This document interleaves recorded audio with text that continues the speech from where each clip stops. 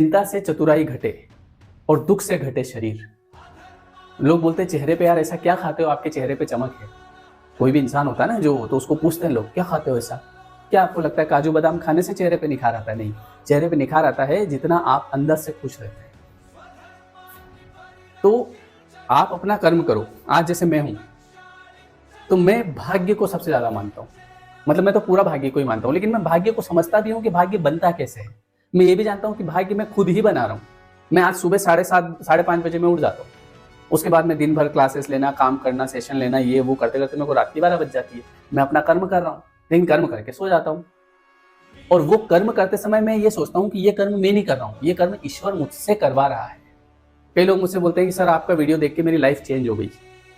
तुरंत मेरे दिमाग में एक आता है, सब भगवान की कृपा है। और दूसरा, वो आदमी जिसका समय बदला है, किस्मत बदली है, ये उसके ही कर्म का फल है कि भगवान ने मुझे निमित्त बना दिया। ये विचार की बात है।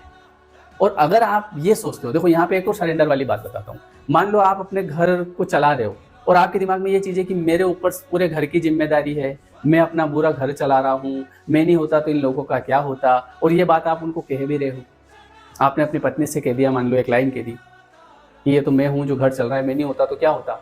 ये लाइन आपको पता नहीं कितने पीछे ले जाती है, क्योंकि ये सामने वाले को बहुत तकलीफ देती है। हम ईश्वर की मर्जी के बिना एक पत्ता भी नहीं हिल सकता है। अगर आप ये सब कर रहे हो तो आप ये सोचो कि ईश्वर आपसे करवा रहा है। कितने किस्मत वाले हो आप, आपको निमित्त बनाया। मान लो आपकी जगह किसी और को निमित्त बना देते तो आप क्या कर लेते?